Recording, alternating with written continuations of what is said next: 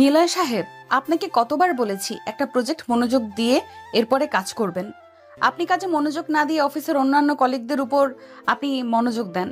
তাদের মাঝে কি দেখেন এমন যে কাজে মনোযোগ দিতে পারেন না? কাজ করতে ইচ্ছা না করলে চলে যেতে পারেন। আপনার মতো লোক আমাদের দরকার নেই। শ্রাবণী নিলয়ের গালে ঠাস ঠাস করে চড় মেরে এরপর এই কথাগুলো বলল নিলয়কে। দীর্ঘ 3.5 বছর ধরে নিলয় এই কোম্পানিতে চাকরি করতেছে। আজ পর্যন্ত তাকে এইরকম কথা কেউ বলতে পারে নাই, কিন্তু আজকে এই মেয়েটা মানে তাদের নতুন বস এইরকম ভাবে কথা বলতেছে। নিলয়কে চুপচাপ দাঁড়িয়ে থাকতে দেখে আবারও শ্রাবণী বলে উঠল, কি ব্যাপার, এভাবে চুপচাপ দাঁড়িয়ে আছেন কেন? আপনাকে বলেছি না এখান থেকে চলে যাওয়ার জন্য? যেদিন আপনি ভালোভাবে একটা প্রজেক্টের কাজ কমপ্লিট করতে পারবেন ওই দিন আমার সামনে আসবেন। এর আগে আমি আপনার মুখ দেখতে চাই না। শ্রাবণী সামনে দাঁড়িয়ে এই কথাগুলো বলে যেই তার চেয়ারে বসতে যাবে, এমন সময় নিলয় শ্রাবণীকে পিছন থেকে জড়িয়ে ধরে তার দিকে ঘুরিয়ে শ্রাবণীর ঠোঁটের সাথে ঠোঁট একত্রিত করে দিল। এইদিকে শ্রাবণী নিলয়ের বুকে বারবার ঘুষি দিতেছে। নিলয় তো ছাড়ার পাত্র না, তাকে এতগুলো কথা শুনিয়ে দিয়েছে, আর সে এইভাবে ছেড়ে দিবে? এটা কখনোই মানা যায় না। বেশ কিছুক্ষণ শ্রাবণী ঠোঁটের সাথে দিল একটু একত্রিত করে লিপ কিস করলো। দীর্ঘ 5.5 মিনিট লিপ কিস করার পর নিলয় শ্রাবণীকে ছেড়ে দিয়ে দাঁড়িয়ে আছে চুপচাপ। এইদিকে শ্রাবণী নিলয়ের গালে আবারও ঠাস ঠাস করে চড় মেরে দিল কয়েকটা, আর বলতে লাগলো, তোকে চাকরিতেই রাখা আমার ভুল হয়েছে। কোন কারণে যে তোকে আমি চাকরিতে রাখতে গেলাম? প্রথম যেদিন তুই আমার সাথে বেয়াদবি করেছিলি ওই দিনই যদি তোকে চাকরি থেকে বের করে দিতাম তাহলে আজকে এই দিনটা দেখতে হতো না। বের হয়ে যা আমার কেবিন থেকে। তোকে আমি অফিসে যাতে না দেখি। এই অফিসে যদি আর একবার দেখি তাহলে তোকে আমি পুলিশের হাতে তুলে দিব। বলবো যে তুই নারী নির্যাতন করেছিস। আমাকে যত ইচ্ছে বের করে দেন এই অফিস থেকে, তবে আমাকে বারবার আপনার ফিরিয়ে আনতে হবে। এই অফিস আমাকে ছাড়া একদম চলবে না। মনে রাখেন কথাটা। আমার সামনে আপনার মাথা নিচু করে এরপর আমাকে নিয়ে আসতে হবে। এই বলে নিলয় চলে আসলো তার কেবিনে। ব্যাগপত্র গুছিয়ে সে চলে যেতে যাবে, এমন সময় ম্যানেজার এসে নিলয়ের সামনে দাঁড়িয়ে বলতে লাগলো, কি ব্যাপার নিলয়, তুমি ব্যাগপত্র গুছিয়ে কোথায় চলে যাইতেছো? তুমি জানো না এই অফিস তোমাকে ছাড়া একদম অচল? তুমি এই অফিস থেকে কোথাও যাবে না। কে কি বলেছে আমাকে একবার বলো। কে আর কি বলবে? আমি এত বছর ধরে কাজ করতেছি, একটা কাজেও ভুল হয় নাই। আর আজকে নতুন ম্যাডাম আমাকে এত বড় একটা অপবাদ দিতে পারলো, সাথে আমার গালে কয়েকবার চড়ও আসছে। এটার জন্য আমি এই অফিস থেকে চলে যাইতেছি। আপনি বড় স্যারকে বলে দিবেন যেই দিন এই নতুন ম্যাডাম আমার সামনে মাথা নিচু করে আমাকে নিয়ে আসতে পারবে ওই দিন আমি এই অফিসে আবার আসবো। এই বলে নিলয় ওইখান থেকে চলে আসলো বাহিরে। একটা রিক্সা নিয়ে বাসার উদ্দেশ্যে রওনা দিয়ে দিল। এদিকে ম্যানেজার দৌড়ে চলে আসলো শ্রাবণীর কেবিনে। শ্রাবণীকে উদ্দেশ্য করে বলতে লাগলো, ম্যাডাম, আপনি এটা কি করছেন? যার জন্য আজকে এই অফিসটা এত দূর এসেছে, আপনি কিন্তু তাকে এই অফিস থেকে বের করে দিয়েছেন। এখন আপনার অফিসের কি হবে? আপনি আপনার অফিস চালাবেন কিভাবে? আমি আমার অফিস চালাবো কি করে এটা আপনাকে দেখতে হবে না। তাকে আমি কেন বের করে দিয়েছি এটা একমাত্র আমি জানি। আর আপনি যদি তার হয়ে সাফাই গাইতে আসেন তাহলে আপনাকেও বের করে দিতে বাধ্য হব আমি। ম্যাডাম, আপনি অনেক বড় লস খেতে যাচ্ছেন। এছাড়া আমি আর কিছুই বললাম না। মনে রাখবেন, আমার এই কথাটা আপনাকে একদিন না একদিন নিলয় সাহেবকে ফিরিয়ে আনতেই হবে, তার সামনে মাথা নিচু করে। যখন দরকার হবে তখন আমি আনবো নাকি আনবো না এটা একমাত্র আমি জানি। আপনি আপনার কেবিনে যান। এত বেশি কথা বলতে বলি নাই আমি আপনাকে। ম্যানেজার চলে গেল তার কেবিনে। এদিকে শ্রাবণী কয়েকটা ফাইল দেখে বসে আছে। এমন সময় তার কেবিনের ভিতর কয়েকজন বড় বড় বিজনেসম্যান প্রবেশ করলো আর বলতে লাগলো, হ্যালো মিস শ্রাবণী, আমাদের কাজগুলো কতটুকু এগিয়েছে আর কতদিন লাগবে কাজগুলো শেষ করতে? আমাকে আর 1 সপ্তাহ সময় দেন। 1 সপ্তাহের মধ্যে আপনাদের কাজ পুরো কমপ্লিট হয়ে যাবে। এটা তো কোনো কথা ছিল না। আপনার সাথে ডিল হয়েছে যে 4 দিনের মধ্যে এই কাজটা কমপ্লিট করে দিবেন। আপনার আব্বুর সাথে আমরা এত বছর ধরে কাজ করতেছি, উনি যে কথা বলেছে তার একটা কথা আর নড়চড় হয় নাই। আর আপনি অফিসে এসে জয়েন করার পর থেকে আপনার কথা নড়চড় হচ্ছে। এরকম করলে কিন্তু আমি আপনাকে আর কাজ দিব না কোনো। নয়ন সাহেব, আমি আপনার সাথে একমত। ওনাকে কাজ দিয়েছি, আজকে প্রায় 10 দিন হয়ে গেছে। 10 দিনের মধ্যে একটা কাজও কমপ্লিট হয় নাই। এখন যদি ওনার আব্বু এইখানে থাকতো তাহলে 10 দিন লাগতো না, 4 থেকে 5 দিনের মধ্যে পুরো কাজগুলো কমপ্লিট করে দিতে পারতো। আর আপনাদের অফিসের নিলয় সাহেব কোথায়? ওনার ভরসায় আমরা আপনাদের অফিসের সব কাজ দিয়ে দিয়ে এসেছি, কারণ ওনার কাজগুলো একেবারে নিখুঁত এবং সুন্দরভাবে করা হয়। আপনি ওনাকে ডাক দিন, আমি ওনার সাথে কথা বলবো। আর আমার ফাইলের কাজ কার কাছে দিয়েছেন করার জন্য? ওনার কাছে দিয়েছিলাম, তবে উনি কাজগুলো ভুল করেছে, তাই ওনাকে এই অফিস থেকে বরখাস্ত করা হয়েছে। আর আপনাদের কাজ আপনারা সামনের সপ্তাহের মধ্যে বুঝে নেবেন। এরপর আপনারা কাজ দিবেন নাকি দিবেন না, এটা আপনার ব্যাপার। ঠিক আছে, আপনি এই কাজটা আমাদেরকে বুঝিয়ে দেন সামনের সপ্তাহে। এরপর আমরা আর আপনার অফিসে কোনো কাজ দিব না। হাসান সাহেব চলেন, ম্যানেজারের কাছ থেকে নিলয় নাম্বারটা নিয়ে আমরা ওনার সাথে যোগাযোগ করি। মাসে যদি ওনাকে 4 লক্ষ টাকা দিই তবু আমাদের কোনো সমস্যা হবে না। আমাদের অফিস অনেক দ্রুত উন্নতি পাবে। এত অহংকার নিয়ে কাজ করা একদম অসম্ভব। অহংকার নিয়ে কাজ করলে কখনই কোনো কাজে সফল হওয়া যায় না। এই বলে নয়ন আর হাসান সাহেব চলে আসলো ম্যানেজারের কাছে। ম্যানেজারের কাছ থেকে নিলয়ের ফোন নাম্বারটা নিয়ে চলে আসলো বাহিরে। গাড়িতে বসে নিলয়কে ফোন দিতেই ওই পাশ থেকে নিলয় কলটা রিসিভ করলো। নয়ন সাহেব নিলয়কে উদ্দেশ্য করে বলতে লাগলো, হ্যালো মিস্টার নিলয়, আপনি কোথায় আছেন? আমরা আপনার সাথে দেখা করতে চাই। আপনার ঠিকানাটা একটু দেন তো। আপনাকে নাকি শ্রাবণী গ্রুপ অফ কোম্পানি থেকে বরখাস্ত করা হয়েছে। এটার জন্য আমরা আপনাকে 4 লক্ষ টাকা বেতনে আমাদের অফিসে চাকরি দিতে চাইতেছি। আপনি আমাদের সাথে দেখা করেন।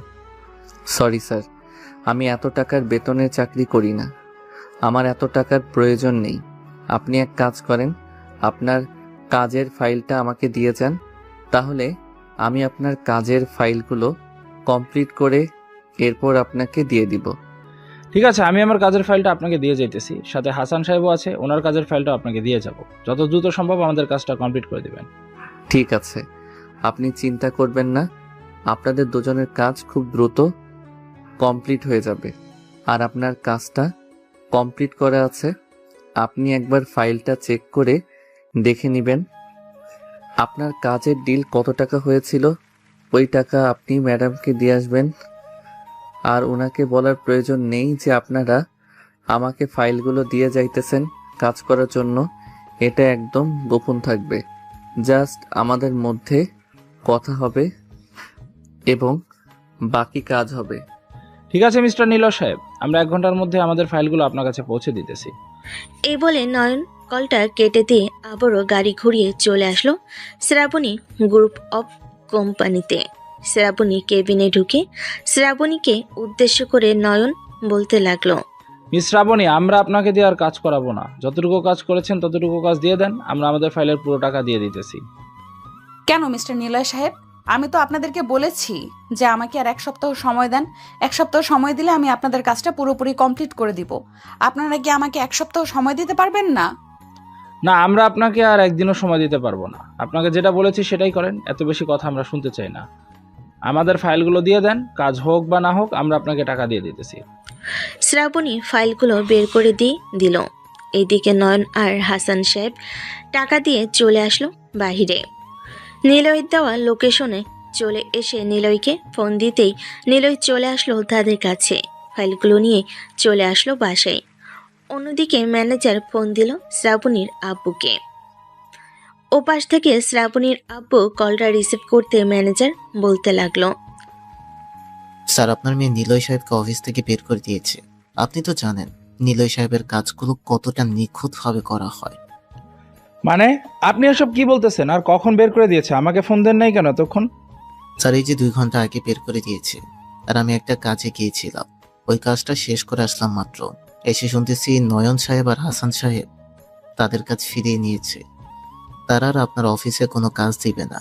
নয়ন সাহেব আর হাসান সাহেব যদি অন্যান্য অফিসের মালিকদেরকে বলে দেয় তাহলে আপনার অফিস তো 1 মাসের মধ্যে বন্ধ হয়ে যাবে। তখন আপনি কি করবেন? আমি এখনই অফিসে আসছি স্যার। আপনি নিলয়কে ফোন দিয়ে বলেন অফিসে আসার জন্য। স্যার, উনি আসবে না যতক্ষণ না ম্যাডাম ওনার কাছে মাপ চেয়ে মাথা নত করে তাকে না নিয়ে আসবে ততক্ষণ নাকি উনি আসবে না। ওনাকে নাকি অনেক কিছু করেছে। মেয়েটা যে কি করে না, মেয়েটার জন্য আমি পথে বসতে চাইতেছি। আমার অনেক বড় ভুল হয়েছে তাকে বিদেশ থেকে নিয়ে এসে। তাকে যদি বিদেশে রাখতাম, ওইখানে যদি একটা অফিস কিনে তাকে দিয়ে দিতাম তাহলে খুব ভালো হতো। ভেবেছিলাম মেয়েটা আমার ঠিকভাবে কাজ করতে পারবে, কিন্তু মেয়েটা তো দেখতেছি আমাকে পথে বসিয়ে ছাড়বে।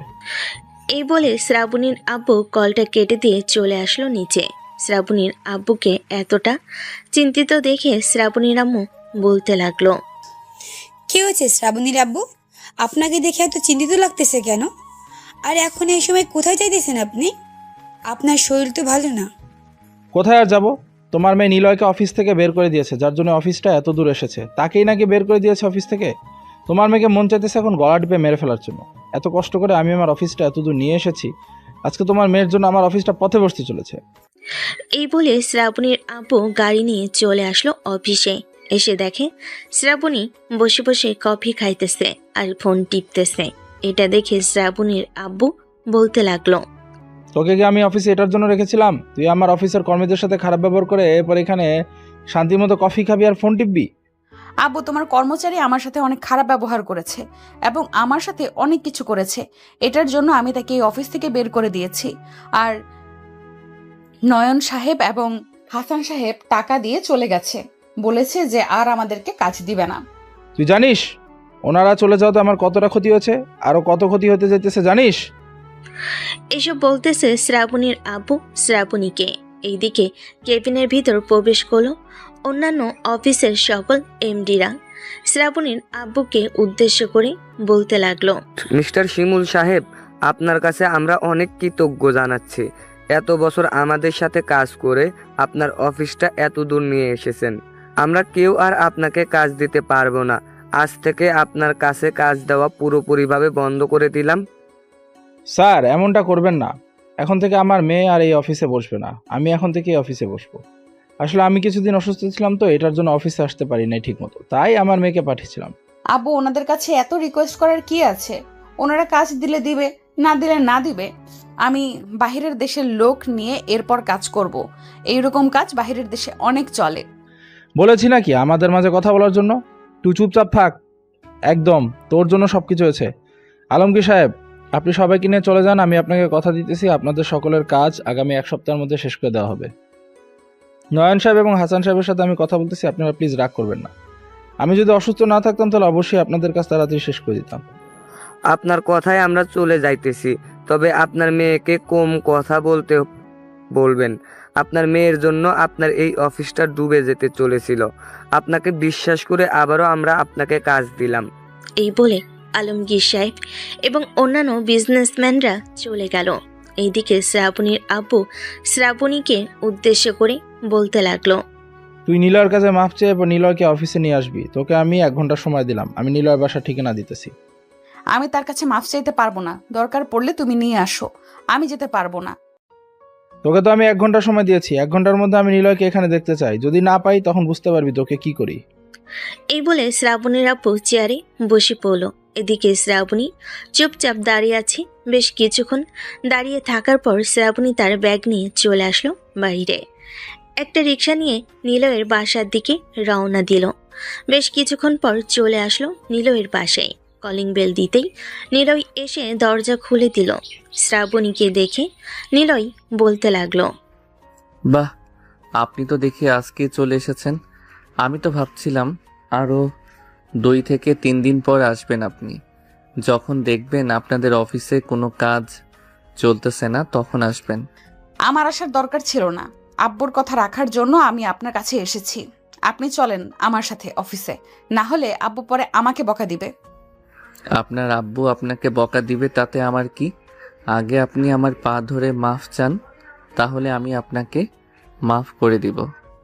আমি কারোর পা ধরে মাফ চাইতে পারবো না। মাফ করলে এমনিতেই করেন, না হলে মাফ করার দরকার নেই। যতক্ষণ আপনি আমার পা ধরে মাফ না চাইবেন ততক্ষণ আমি আপনার সাথে যাব না, এইখানেই দাঁড়িয়ে থাকব। আপনি যেমন ঘাড় ত্যাড়া, তার চাইতে 2টা ডাবল ঘাড় ত্যাড়া হচ্ছে আমি। এই বলে নিলয় চুপচাপ দরজার সাথে হেলান দিয়ে দাঁড়িয়ে রইল। বেশ কিছুক্ষণ পর শ্রাবণী নিলয় পা ধরে মাপ চাইতে যাবে। এমন সময় নিলয় সরে গিয়ে বলতে লাগলো, থাক, আপনার মাফ চাইতে হবে না। আপনি এখানে দাঁড়ান, আমি ফাইলগুলো নিয়ে আসতেছি। এই বলে নিলয় চলে আসলো বাড়ির ভিতর। ফাইলগুলো ব্যাগের ভিতর ভরে চলে আসলো বাইরে। শ্রাবণীকে নিয়ে আবারও চলে আসলো অফিসে। নিলয় শ্রাবণীর আব্বুর কেবিনে প্রবেশ করতেই শ্রাবণীর আব্বু বলতে লাগলো, নিলয় সরি, আমার মেয়ে তোমার সাথে অনেক খারাপ ব্যবহার করেছে। আমি তাকে অনেক বকাঝকা করেছি, প্লিজ তাকে মাফ করে দাও। স্যার, আপনার সরি বলতে হবে না, তাকে আমি আগেই মাফ করে দিয়েছি। আর এত রাগ ভালো না। মিস শ্রাবণী, আপনি তো দেখলেন কয়েক ঘন্টার মধ্যে আপনার অফিস পথে বসতে চেয়েছিল। আপনার আব্বুর জন্য এই অফিসটা আবারও বেঁচে আছে। আর কখনো এই রকম ভাবে মানুষের সাথে খারাপ ব্যবহার করবেন না। খারাপ ব্যবহার করলে পরবর্তীতে কি হবে আপনি নিজেও জানতে পারবেন না। হয়েছে, আমাকে আর বোঝানোর দরকার নেই। আব্বু, আমি বাড়িতে চলে যাইতেছি। যদি কোনো দরকার হয় তাহলে আমাকে ফোন দিবে, এর আগে ফোন দিবে না। এই বলে শ্রাবণী চলে আসলো বাহিরে। তার গাড়িটা নিয়ে চলে আসলো সোজা বাসায়। এদিকে শ্রাবণীর আব্বু বলতে লাগলো, নিলয়, আমি তাদেরকে কথা দিয়েছি আগামী 1 সপ্তাহের মধ্যে তাদের সকল কাজ কমপ্লিট করে দিয়ে দিব। তুমি কি তাদের কাজ করেছো নাকি তাদের কাজ করবে? স্যার, তাদের কাজ পুরোপুরিভাবে কমপ্লিট আছে। আপনি তাদেরকে ফোন দিয়ে বলে দেন যে এসে নিয়ে যাওয়ার জন্য। আর আপনি তো সুস্থ, অফিসে এসেছেন, কেন বাসায় চলে যান, ম্যানেজারকে বলে যান অফিসটা দেখার জন্য। আর আপনার মেয়েকে খুব ভালোভাবে বুঝিয়ে এরপর অফিসে পাঠাবেন। এইভাবে যদি সবার সাথে খারাপ ব্যবহার করে তাহলে তো অফিস চলবে না। তাকে আর কিভাবে বোঝাবো বলো? তাকে আমি বোঝাতে বোঝাতে অসুস্থ হয়ে গেছি। সে সবসময় এরকম করে। তাকে পাল্টানোর জন্য তুমি কিছু করতে পারবে নিলয়? স্যার, আমি আমার তরফ থেকে অনেক চেষ্টা করব, দেখি তাকে পাল্টানো যায় কিনা। পাল্টানোর মালিক একমাত্র আল্লাহ। উনি যদি পাল্টে দেয় তাহলে আপনার মেয়ে পাল্টে যাবে। আপনি এখন বাসায় চলে যান আর তাদেরকে বলে দেন যে অফিস থেকে এসে ফাইলগুলো নিয়ে যাওয়ার জন্য। আমি তাদেরকে ফাইলগুলো বুঝিয়ে দিব। ঠিক আছে, তুমি তোমার কেবিনে যাও, আমি তাদেরকে ফোন দিয়ে বলতেছি। আর আমি বাসায় যাইতেছি। তুমিও খেয়াল রাখবে ম্যানেজারের সাথে অফিসটা। আমি কালকে শ্রাবণীকে ভালোভাবে বুঝিয়ে এরপর অফিসে পাঠাবো। সে আর কখনো তোমার সাথে খারাপ ব্যবহার করবে না এবং বাকিদের সাথেও না। এই বলে শ্রাবণীর আপু চলে গেল নিচে। অন্যান্য অফিসের মালিকদেরকে বলে দিল যে ফাইলগুলো এসে নিয়ে যাওয়ার জন্য। এইদিকে নিলয় তার কেবিনে এসে বসে পড়তেই পাশের কয়েকটা কেবিন থেকে লোক এলো আর বলতে লাগলো, ধন্যবাদ নিলয় ভাই আপনাকে এই মেয়েটাকে সাহায্য করার জন্য। আপনাকে যদি বের করে না দিত তাহলে এসে এত অপমান হতো। যাক, ভালোই হয়েছে, এখন মন দিয়ে কাজ করেন। নিলয় সন্ধ্যা অবধি কাজ করে আসলো। বাসায় কলিং বেল দিতেই তার আম্মু এসে দরজা খুলে দিল। নিলয়কে দেখে বলতে লাগলো, কিরে নিলয়, তুই না বাড়িতে চলে এসেছিলি অফিস থেকে? তাহলে আবার অফিসে কখন গেলি? আর আমাকে বলেও গেলি না? অফিসে ম্যাডাম এসেছিল আম্মু, ওনার সাথে চলে গিয়েছিলাম অফিসে। তোমাকে আর বলে যেতে মনে নাই? আব্বুকে তো বলে গেছি আমি। তোর আব্বু তো আমাকে কিছু বলে নাই। আচ্ছা যাই হোক, যা ফ্রেশ হয়ে আয়, এরপর তোর সাথে কিছু গুরুত্বপূর্ণ কথা আছে। আচ্ছা, আমি ফ্রেশ হয়ে আসি, এরপর না হয় তোমার সব কথা শুনবো। এই বলে নিলয় চলে আসলো তার রুমে। ফ্রেশ হয়ে কিছুক্ষণ রেস্ট করে চলে আসলো নিচে। নিলয় তার আম্মুর পাশে বসে তার আম্মুকে উদ্দেশ্য করে বলতে লাগলো, এখন বলো আম্মু, কি বলবে আমাকে? নিলয়, তোর আব্বু আর আমি একটা মেয়ে পছন্দ করেছি। মেয়েটা দেখতে মাশাআল্লাহ অনেক সুন্দর, তোর সাথে খুব মানাবে। আমি তোর রুমের ড্রয়ারে মেয়েটার ছবি রেখে এসেছি, তুই একবার দেখে আমাদেরকে জানাস তো। যদি তোর পছন্দ হয় তাহলে ওই মেয়ের সাথেই তোর বিয়ে ঠিক করব। ঠিক আছে আম্মু, আমি এই মেয়েটার ছবি দেখে এরপর জানাবো। আর মেয়েটা কি করে এখন? আমি তো শুনেছি এই মেয়েটা বিদেশ থেকে লেখাপড়া করে এরপর দেশে এসেছে। এখন কি করে এটা তো আর জানি না। তুই আগে মেয়েটাকে পছন্দ কর, এরপর না হয় দেখা যাবে মেয়েটা কি করে আর কি করে না। আচ্ছা, এখন তাহলে আমাকে এখন খাবার দাও। রাত 9টা বেজে গেছে। কালকে আবার তাড়াতাড়ি অফিসে গিয়ে কাজ করতে হবে। এই বলে নিলয় খাবার টেবিলে এসে খাওয়া দাওয়া করে চলে গেল আবার তার রুমে। বিছানায় শুয়ে পড়তেই তার আম্মুর কথাগুলো মনে পড়ল। নিলয় আবারও বিছানা থেকে উঠে ড্রয়ার থেকে ছবিগুলো বের করে দেখে তো পুরাই অবাক। আসলে এই ছবিগুলোই হচ্ছে শ্রাবণীর ছবি। ছবিগুলো হাতে নিয়ে নিলয় চলে আসলো নিচে তার আম্মুর কাছে আর বলতে লাগলো, আম্মু, এটাই কি সেই মেয়ে যার কথা তুমি বলেছিলে আমাকে, যে এই মেয়ে কে পছন্দ করে এসেছো? হ্যাঁ, এটাই সেই মেয়ে। তোর আব্বু আর আমি কথা বলে এসেছি। তার আব্বু আম্মুর সাথে বলেছে যে তুই যদি আমাদেরকে সিদ্ধান্ত জানাস তাহলে আমরা ওই মেয়ের পরিবারকে সিদ্ধান্ত জানিয়ে দেব। আচ্ছা, এখন কিছু বলার দরকার নেই, আরো কয়েকটা মাস যাক, এরপর আমি তোমাদেরকে জানাবো। মেয়েটা আমার পছন্দ হয়েছে, তবে এখন বিয়ে করার ইচ্ছা নেই আমার। ঠিক আছে, তোর ইচ্ছে যখন বিয়ে করবি তখনই বিয়ে দেব। এখন যা, ঘুমা গিয়ে। নিলয় চলে আসলো আবারও তার রুমে। বিছানায় শুয়ে ঘুমিয়ে সে পাড়ি জমালো। পরের দিন সকাল 7টায় ফোনের অ্যালার্মের শব্দে ঘুম ভেঙে গেল তার। ঘুম থেকে উঠে ফ্রেশ হয়ে চলে আসলো নিচে। টেবিলের উপর থেকে পাউরুটি আর জেলি নিয়ে খেতে খেতে চলে আসলো আবারও তার রুমে। অফিসের জন্য রেডি হয়ে নিচে আসলো আর আম্মু খাবার বেড়ে দিতেই খাবারগুলো নিয়ে অফিসের দিকে রওনা দিল। বেশ কিছুক্ষণের মধ্যেই চলে আসলো অফিসে। আজকে একটু তাড়াতাড়ি চলে এসেছে অনেক কাজ থাকার কারণে। নিলয় তার কেবিনে বসে কাজ শুরু করে দিল। 1 ঘন্টা পর বাকি সবে এসে নিলয়কে এত তাড়াতাড়ি আসতে দেখে বলতে লাগলো, কি নিলয় ভাই, আজকে এত তাড়াতাড়ি চলে এসেছেন? কোনো সারপ্রাইজ আছে নাকি? আরে না সৃজন ভাই, কোনো সারপ্রাইজ নেই। আজকে একটু তাড়াতাড়ি ঘুম থেকে উঠে গেছি, তো এটার জন্য চলে এসেছি তাড়াতাড়ি। আর আজকে একটু জরুরি কাজ ছিল, তাই আরো আগে আগে চলে এসেছি। ও আচ্ছা, তো আজকে কি শ্রাবণী ম্যাডাম আসবে নাকি আমাদের বড় স্যার আসবে? এটা তো আমি সঠিক বলতে পারতেছি না, তবে স্যার তো কালকে বলে গিয়েছিল যে শ্রাবণী ম্যাডামকে বুঝিয়ে সুঝিয়ে পাঠাবে। এখন কাকে পাঠাই নাকি উনি আসে কে জানে। আচ্ছা, যেই আসুক না কেন আমরা আমাদের কাজ করি। আর মাহমুদাকে একটু বলবে তো আমার কেবিনে আসার জন্য, ওর কাছে একটা ফাইল আছে, ওইটা বলবে নিয়ে আসার জন্য। ও আচ্ছা, তাহলে আপনি কাজ করেন, আমি মাহমুদাকে পাঠাই।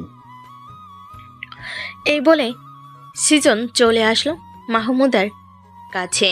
মাহমুদাকে বলে দিতেই মাহমুদা চলে আসলো নিলয় কেবিনে। একটা চেয়ার টেনে বসে পড়তেই নিলয় বলতে লাগলো, এই কাজ কতটুকু এগিয়েছে? আর এইভাবে যদি দেরি করো তাহলে তো স্যার অনেক বকাঝকা করবে। কাজ না পারলে আমার কাছে চলে আসবে, আমি তো বলেছি তোমাকে বুঝিয়ে দিব।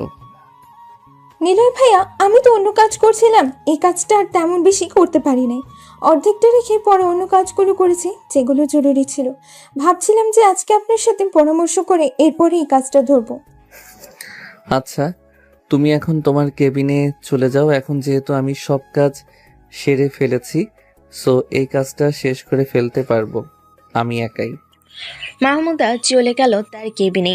এইদিকে শ্রাবণী দাঁড়িয়ে দাঁড়িয়ে সবকিছু দেখছিল। আকাশ এই ফাইলের কাজটা শেষ করে সবগুলো ফাইল নিয়ে চলে আসলো শ্রাবণীর কেবিনে। সবগুলো ফাইল টেবিলের উপর রেখে বলতে লাগলো, ম্যাডাম, আপনি এই ফাইলগুলো সই করে দিয়ে সবাইকে ফোন দিয়ে বলে দিবেন যে এসে নিয়ে যাওয়ার জন্য। আর আজকে তো তেমন কোনো কাজ নেই, আমি তাহলে এখন একটু বাহির থেকে ঘুরে আসি। ওয়েট মিস্টার নিলয়, আপনি নিজেকে কি মনে করেন? এই অফিসের বস নাকি এই অফিসের কর্মচারী নাকি এই অফিসের ম্যানেজারের কোনটা? ম্যাডাম, আমি সবসময় যা ভেবে এসেছি তাই এখনো ভাবি। আমি নিজেকে এই অফিসের একজন সাধারণ কর্মচারী মনে করি।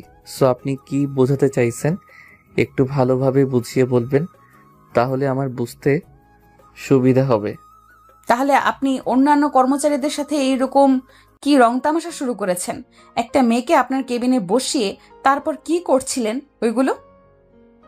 এটার জন্যই কালকে আপনাকে বের করে দিয়েছিলাম অফিস থেকে, কিন্তু আব্বু আবারও নিয়ে এসেছে আপনাকে। ম্যাডাম, আপনার যদি এতই সন্দেহ থাকে আমার উপর, তাহলে সিসি ক্যামেরা চেক করতে পারেন। পুরো অফিসের প্রত্যেকটা কেবিনে সিসি ক্যামেরা লাগানো আছে। 77 নাম্বার সিসি ক্যামেরা চেক করেন, দেখেন আমি ওই মেয়েটার সাথে কি কথা বলছিলাম আর কি বুঝিয়ে দিয়েছিলাম। আমার এত চেক করার দরকার নেই। আপনি ক্যারেক্টার লুসই থাকবেন। ম্যাডাম, আমি কিন্তু আবারও আপনাকে বলে দিতেছি যে এইসব খারাপ কথা বলবেন না আমাকে। আমি এই অফিসে টাকার বিনিময়ে কাজ করি, আর আমি কাজ করে দেই। সো আমাকে এসব বলার অধিকার নেই আপনার। আমার কাজে ভুল হতো তাহলে আপনি আমাকে বলতে পারতেন, কিন্তু আমার কাজে কোনো ভুল হয় না। হয়েছে, নিজের প্রশংসা নিজেকে করতে হবে না। আপনি কেমন কাজ পারেন এটা আমার খুব ভালো করেই জানা আছে। আপনার চাইতে বেশি ভালো কাজ আমি জানি। যেহেতু আপনি আমার থেকে বেশি ভালো কাজ জানেন, তাহলে আপনি নিজের অফিস নিজেই সামলাতে পারবেন। তাহলে কালকে আমাকে এইভাবে হাত পা ধরে নিয়ে আসার কি দরকার ছিল? আপনার আব্বুকে বোঝালেই তো পারতেন যে আপনি এই অফিস নিজেই সামলাতে পারবেন আমাকে ছাড়া। দাঁড়ান, আমি বড় স্যারকে ফোন দিয়ে বলে দিতেছি যে আপনি অফিস সামলাতে পারবেন। আমি এই অফিস থেকে রিজাইন নিতেছি। আমাকে কি আব্বুর ভয় দেখান নাকি, যে আমাকে আমার আব্বুর ভয় দেখালে আমি আপনাকে কিছু বলবো না? এটা একদম ভুল কাজ। আপনি আমাকে এইসব ভয় দেখিয়ে কোনো কিছুই লাভ হবে না। আমি আপনাকে ভয় দেখাচ্ছি না। আমি এই দেখেন সরাসরি স্যারকে কল দিয়েছি। এখন স্যারকে আমি বলবো।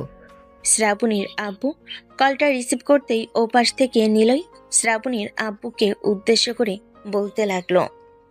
আসসালামু আলাইকুম স্যার, কেমন আছেন? আশা করি খুবই ভালো আছেন। ওয়ালাইকুম আসসালাম। হ্যাঁ, আমি আলহামদুলিল্লাহ কিছুটা ভালো আছি। এখন কেন নিলয়, হঠাৎ আবার কি হয়েছে? তুমি ফোন দিয়েছো? শ্রাবণী কি আবারও কিছু করেছে নাকি তোমাকে? স্যার, আমি আপনার অফিস থেকে রিজাইন নিতেছি। আপনার মেয়ে নাকি এই অফিস সামলাতে পারবে, আমি না থাকলে ও, তাই আমি রিজাইন নিতেছি। আপনি আপনার মেয়েকে বলেন এই অফিসটা সামলানোর জন্য। ওর মতো পাগলের কথা কি শোনো তুমি? তুমি অফিসে থাকো, আমি আসতেছি। আবার অফিসে ওর জ্বালায় আমি অতিষ্ঠ হয়ে যেতেছি। এখন তার অফিস করার কোনো দরকার নেই। এর চাইতে ভালো হবে তাকে বিয়ে দিয়ে দিই আমি। জামাইয়ের বাড়িতে গিয়ে থালা বাসন মাজুক, এটা আরও ওর জন্য ভালো হবে। তাহলে সে বুঝতে পারবে কার যোগ্যতা কতটুকু আর কোথায়। এই বলে শ্রাবণীর আব্বু কলটা কেটে দিল। বেশ কিছুক্ষণ পর শ্রাবণীর আব্বু চলে আসলো অফিসে। এসে দেখে তার মেয়ে বসে বসে কাজ করতেছে, এদিকে নিলয় তার কেবিনে বসে কফি খাইতেছে। এমন সময় শ্রাবণীর আব্বু নিলয়ের কাছে এসে নিলয়ের হাত ধরে টানতে টানতে নিয়ে চলে আসলো শ্রাবণীর কেবিনে। শ্রাবণীকে উদ্দেশ্য করে তার আব্বু বলতে লাগলো। শ্রাবণী, তুই আজকে আবার আকাশকে কি বলেছিস? আকাশ কেমন অন্যায় করেছে যে তুই আবার আজকে আকাশকে যাতা বলেছিস? তাহলে আব্বু আমি কি বলবো? সে একটা মেয়ে নিয়ে তার কেবিনের ভিতরে রং তামাশা করতেছে। এখানে আমি যদি কিছু না বলি পরবর্তীতে সে আরো অনেক কিছু করবে, তখন তুমি কি বলবে? স্যার, আপনি একবার সিসি ক্যামেরার ফুটেজ চেক করেন, তাহলে তো আপনি বুঝতে পারবেন যে আমি কি করেছি আর কি করি নাই। শ্রাবণীর আব্বু সিসি ক্যামেরা চেক করে দেখে নিলয় মাহমুদকে কাজ বুঝিয়ে দিয়েছিল। এটা দেখে শ্রাবণীর আব্বুর গালে ঠাস করে চড় মেরে বলতে গেল। তুই সবসময় দেখে শুনে এরপরে কথা বলবি। আর কাল থেকে তোর অফিসে আসার কোনো দরকার নেই। যেদিন একেবারে ভালো হতে পারবি, কাউকে কিছু না বলতে পারবি, ওই দিন তুই অফিসে আসতে পারবি। আর আমি তোর বিয়ে ঠিক করব খুব শীঘ্রই। নিলয়, তুমি তোমার কেবিনে যাও, গিয়ে কাজ করো। আর তোমাকে অনেক ধন্যবাদ, তুমি আমার অফিসের জন্য অনেক কিছু করতেছো। স্যার, এটা আমি একা করতেছি না, সাথে আপনি এবং বাকি কর্মচারীরাও আছে। সো সবাই মিলে আমরা কাজটা করতেছি। আর স্যার, এখন তো আমার কাজ নেই, আমি একটু বাইরে যেতে চেয়েছিলাম। যদি অনুমতি দিতেন তাহলে আমি বাহির থেকে একটু ঘুরে আসতে পারতাম, মনটাও ফ্রেশ থাকতো। ঠিক আছে, তুমি যাও। এখন যেহেতু কাজ নেই তোমার, তুমি ঘুরে আসো কিছুক্ষণের জন্য। নিলয় আর কিছু না বলে চলে আসলো নিচে। একটা রিক্সা নিয়ে তার পরিচিত একটা কফি শপে চলে আসলো। ভাই, আপনি আগের মতো আর কফি খেতে আসেন না কেন? আগে তো প্রতিদিন আসতেন কফি খাওয়ার জন্য। এখন কি আমাদের কফি আপনার ভালো লাগে না নাকি? হ্যাঁ, তোমাদের কফি সবচাইতে বেশি ভালো লাগে আমার। আর এখন একটু কাজের চাপ তো বেশি, তাই আর কি আসতে পারি না। তবে আসার চেষ্টা করি। এই যে আজকে কাজ নেই, চলে এসেছি। এখানে কিছুক্ষণ থেকে কফি খেয়ে এরপর আবার চলে যাব। ঠিক আছে, আপনি প্রতিদিন আসার চেষ্টা করবেন। আপনি আসলে আমরা অনেক খুশি হই, কারণ আপনি আমাদের প্রত্যেককে 10 টাকা, 20 টাকা, 30 টাকা, এমনকি 100 টাকাও টিপ দেন। ঠিক আছে, তোমরা চিন্তা করো না। আমি প্রতিদিন আসবো এখন থেকে। যখনই সময় পাই তখনই চলে আসবো। এই বলে নিলয় কফি খেতে লাগলো। অন্যদিকে শ্রাবণী রাগের মাথায় তার আব্বুকে উদ্দেশ্য করে বলতে লাগলো, আমাকে যেহেতু অফিসের কাজ করতে দিবে না আমার মতো করে, সো আমি আর অফিসে আসবো না। তোমার তো বিশ্বস্ত লোক আছে, ওই যে কি যেন নাম, হ্যাঁ নিলয়, এবং ম্যানেজার আছে, তাদেরকে বলবে যে তোমার সকল কাজগুলো করে দেওয়ার জন্য। হ্যাঁ, তারা অবশ্যই করে দিবে, কারণ আমি তাদের বস। আমি যা বলবো তাড়াতাড়ি করবে। আমি ভেবেছিলাম তোকে আমার অফিসে বসিয়ে দিয়ে এরপর শান্তিতে কয়েকদিন থাকবো, কিন্তু শান্তিতে কি করে থাকবো? তার মধ্যে তো তুই আবার অশান্তি লাগিয়ে দিয়েছিস। আমি ভেবেছি যে তোকে ভালো একটা ছেলের সাথে বিয়ে দিয়ে দিবি, কয়েকদিন ঘর সংসার করার পর বুঝতে পারবি কেমন। আমার এখন বিয়ে করার কোনো ইন্টারেস্ট নেই, সো আমি কোনো বিয়ে টিয়ে করতে পারবো না এখন। আমি বাড়িতে থাকবো, দরকার পড়লে অফিসের আসবো না। ঠিক আছে, তোর অফিসে আসার কোনো দরকার নেই, তুই চলে যা বাসায়, আমি একাই সামলে নিতে পারবো সকল কাজ। শ্রাবণী অফিস থেকে চলে গেল বাসায়। কলিং বেল দিতেই তার আম্মু এসে দরজা খুলে দিল। শ্রাবণীকে দেখে তার আম্মু বলতে লাগলো, কি রে, অফিসে গিয়ে সবার সাথে এরকমভাবে ব্যবহার করিস কেন? আমেরিকা থেকে পড়ালেখা করিয়ে নিচ্ছি, এসব ব্যবহার করার জন্য নাকি? আমার তো মনে হচ্ছে তোকে আমেরিকায় শুধু শুধু পড়ালেখা করিয়েছি। আমেরিকায় তোকে পড়ালেখা না করিয়ে দেশে রেখে যদি পড়ালেখা করাতাম তাহলে সুশিক্ষায় বড় হতো, মানুষের সাথে বেয়াদবি করতে পারতি না কখনো। শ্রাবণী চুপচাপ তার আম্মুর কথা শুনে চলে আসলো তার রুমে। দরজাটা ঠাস করে লাগিয়ে দিয়ে বিছানার উপর ফোনটা রেখে ওয়াশরুমে এসে শাওয়ারটা ছেড়ে দিল। দীর্ঘ 2 ঘন্টা শাওয়ারের নিচে দাঁড়িয়ে গোসল করে বাইরে চলে আসলো। অন্যদিকে নিলয় কফি খাওয়া শেষ করে অফিসে চলে এসেছে। তার বসের কেবিনে ঢুকতেই নিলয়কে উদ্দেশ্য করে শ্রাবণীর আব্বু বলতে লাগলো, নীলা, তোমার সাথে আমার কিছু গুরুত্বপূর্ণ কথা আছে, তুমি আমার কথাটা রাখবে? স্যার, রাখার মতো যদি কোনো কথা হয় তাহলে আমি অবশ্যই রাখবো। আপনার এমন কোনো কথাই নেই যে আমি কখনো রাখি নাই। তুমি তো আমার মেয়েটাকে বেশ ভালো করে দেখতেছো, সে কেমন। আমি আমার মেয়েকে তোমার হাতে তুলে দিতে চাইতেছি, যাতে আমার মেয়েটা তোমার কাছ থেকে একটু সুশিক্ষা পায়। মানে বুঝি নাই স্যার, আপনি আমার হাতে তুলে দিতে চাইতেছেন মানে কিভাবে তুলে দিতে চাইতেছেন? ওইটা যদি একটু বুঝিয়ে বলতেন তাহলে খুব ভালো হতো। আমি আমার মেয়ের সাথে তোমার বিয়ে দিতে চাই, যদি তোমার কোনো আপত্তি না থাকে। স্যার, আপনার মেয়ে যেরকম ব্যবহার করে আমার সাথে, এখন যদি আমি বিয়ে করে আমার বাসায় নিয়ে যাই তাকে, তাহলে আমার আব্বু আম্মুর সাথে কি রকম ব্যবহার করবে আপনি বুঝতেই পারছেন। আমি আপনার মেয়েকে এমনিতে একটু শিক্ষা দিতে চাই। কাল থেকে আপনার মেয়েকে অফিসে পাঠাবেন, যাই কিছু হয়ে যাক না কেন। অফিসে আপনি অফিসে আসবেন না, আপনার মেয়ে যতবার ফোন দিক তবু আসবেন না। আমি দেখি একবার চেষ্টা করে, যদি তাকে শুধরাতে পারি তাহলে সে শুধরাবে, আর না হয় তাকে কখনোই শুধরানো যাবে না। হ্যাঁ, তুমি একটু চেষ্টা করো, তুমি যদি তাকে শুধরাতে পারো, আমি তোমাকে নিজে কথা দিতেছি, আমি আমার মেয়ের সাথে তোমার বিয়ে দিব। আমার কথা নড়চড় হবে না একটু। ঠিক আছে স্যার, আমি চেষ্টা করব আপনার মেয়েকে পরিবর্তন করার। আরও যদি কোনো কাজ থাকে তাহলে দিতে পারেন, আর না থাকলে আমি বাড়িতে চলে যাইতেছি। এইখানে থেকে কি করব? সবাই তো সবার কাজ করতেছে, আড্ডা আর দিতে পারবো না। ঠিক আছে, তুমি চলে যাও। কালকে বলেছে যে নয়ন স্যার আরো কয়েকটা প্রজেক্ট আমাদের হাতে দিবে, ওইগুলো না হয় তুমি করবে আস্তে আস্তে। আর তোমাকে দেখি আমার কেবিনে শিফট করা যায় কিনা। আমার কেবিনে থাকলে তুমি আমার মেয়েকে আরো বেশি করে শিক্ষা দিতে পারবে।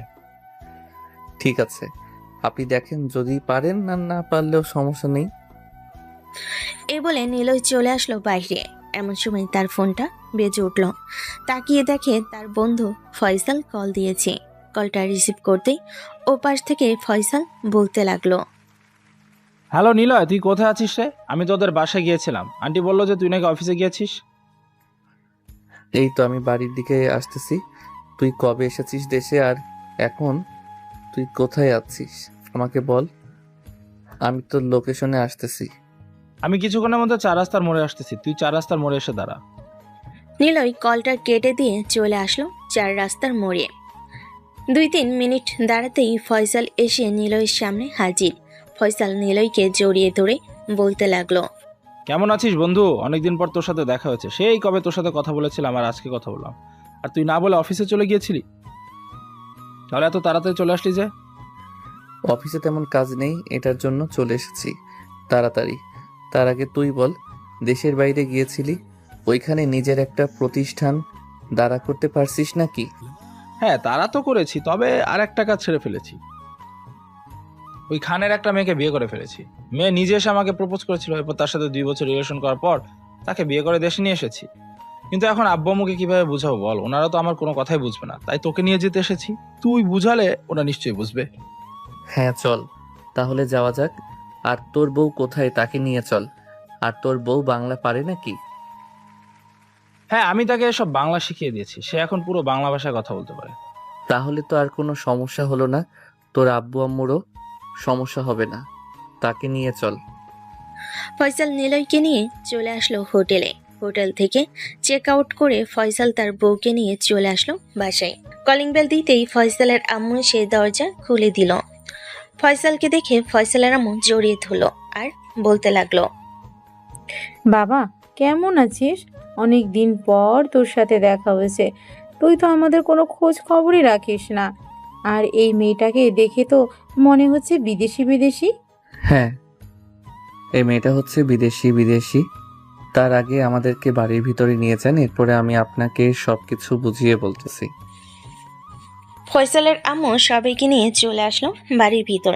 নিলয় ফয়সালের আম্মুকে সবকিছু বুঝিয়ে দিতেই ফয়সালের আম্মু সবকিছু বুঝে ফেল। ফয়সালের আম্মু হাসি মুখে বলতে লাগলো, আমার ছেলের পছন্দ হয়েছে তো আমারও পছন্দ হয়েছে। চলো তুমি আমার সাথে, আজকে তোমাকে শাড়ি পরিয়ে দিব। এখন তুমি আমার সাথে রান্নাঘরে চলো, রান্না করবে। আর নিলয়, তুমি কিন্তু খাবার খেয়ে এরপর আমাদের বাড়ি থেকে যাবে, এর আগে যেতে পারবে না। ঠিক আছে আন্টি, আমি খাবার খেয়ে এরপর আপনাদের বাসা থেকে যাব, এর আগে আমি যাব না। ফয়সাল চল, এখন তোর রুমে যাই। রুমে গিয়ে আড্ডা দেই আর মেয়েটার ব্যাপারে সবকিছু জেনে নেই। হ্যাঁ চল, রুমে যাওয়া যাক। এ বলে ফয়সাল আর নিলয় চলে আসলো রুমে। ফয়সাল নিলয়কে সবকিছু বলতে লাগলো, নিলয়, মেয়েটার সাথে আমার পরিচয় হয় কলেজ থেকে। প্রথমে আমরা ফ্রেন্ড ছিলাম, পরে সে আমাকে প্রপোজ করে, আমি আর তাকে মানা করি নাই। এরপর থেকে আমরা রিলেশনে চাই। 2 বছর রিলেশন করার পর তাকে বিয়ে করিয়ে তার আব্বু আম্মু রাজি আছে আমাদের বিয়েতে। ফাতেমার নামে যা কিছু লেখা ছিল, অফিস বাড়ি ঘর সবকিছু ফাতেমা আমার নামে লিখে দিয়েছে। আমি বলেছিলাম আমার এসব কোনো কিছু লাগবে না, তবু সে আমাকে লিখে দিয়েছে। বলেছে যে আমি তো তার বর, সো আমার নামে সবকিছু থাকলেই চলবে। বেশ ভালো হয়েছে, এখন তুই ওই অফিসটা ভালোভাবে সামলা, ভবিষ্যতে যাতে কোনো কিছু করতে পারিস। হ্যাঁ তা তো বুঝতাম, আর আমি অফিসের কাজ ধরে ফেলেছি, সবকিছু আস্তে আস্তে বুঝে ফেলতেছি। আর তুই এখনো বিয়ে করিস নাই কেন? বয়স তো আর কম হলো না, প্রায় 25 পার হয়ে যাইতেছে। হ্যাঁ, কয়েকদিন পর বিয়ে করব। আসলে একটা মেয়েকে পছন্দ করে ফেলেছি তো।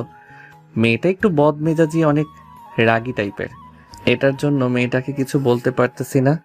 কয়েকটা দিন শিক্ষা দিয়ে এরপর নিজের আয়ত্তে করে তাকে বলে দিব যে তাকে আমি বিয়ে করব। ও আচ্ছা, বেশ ভালো কথা তো। নিজের আয়ত্তে রাখলে নিজের বউ সবসময় নিজের কন্ট্রোলে রাখতে পারবি। ওই দেখ, আমাদের জন্য চা বানিয়ে নিয়ে এসেছে।